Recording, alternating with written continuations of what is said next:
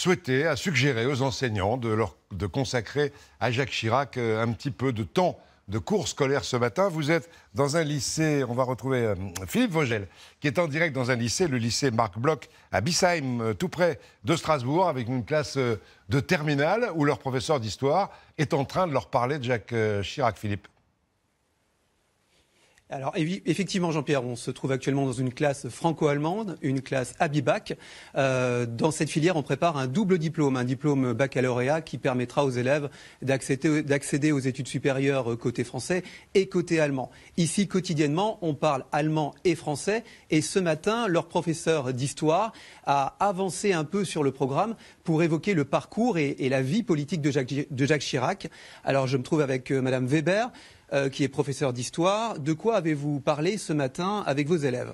Eh bien, nous sommes dans le parachèvement d'un chapitre qui est intitulé « Les mémoires de la Seconde Guerre mondiale », où nous voyons les mémoires françaises de la Seconde Guerre mondiale, on a vu les mémoires allemandes de la Seconde Guerre mondiale, et aujourd'hui, j'ai souhaité aborder les mémoires franco-allemandes de la Seconde Guerre mondiale, ce qui a été l'occasion pour moi de revenir sur le discours de Chirac en 1995, reconnaissance donc de la responsabilité française donc dans la collaboration avec l'Allemagne, mais aussi ce discours très célèbre donc de 2004 au mémorial de Caen, lorsque Chirac et Gerhard Schröder prononcent l'un et l'autre tour à tour un discours donc pour se souvenir du débarquement. Donc aujourd'hui, ces élèves vont travailler sur ce discours ces discours prononcés conjointement par Gerhard Schröder et Jacques Chirac. Vous me le disiez tout à l'heure, les relations franco-allemandes, et notamment la relation entre Gerhard Schröder et Jacques Chirac, a eu des répercussions très concrètes sur votre enseignement. Exactement, puisque ce matin, effectivement, nous avons travaillé pour ce discours donc, de 1995 sur ce manuel franco-allemand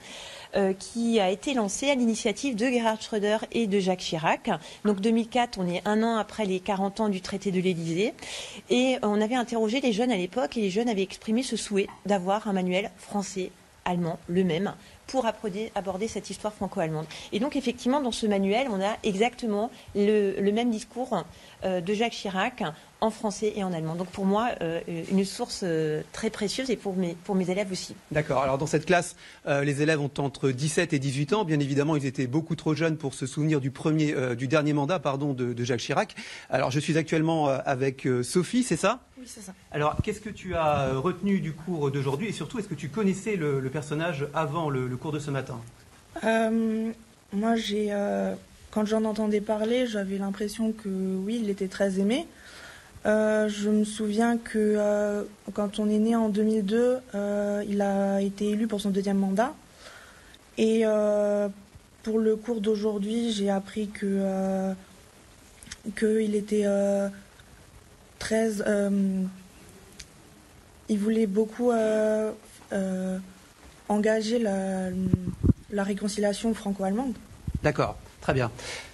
Alors, comme vous le voyez, aujourd'hui, le cours sera largement consacré à l'histoire franco-allemande, et notamment le couple entre Gerhard Schröder et Jacques Chirac.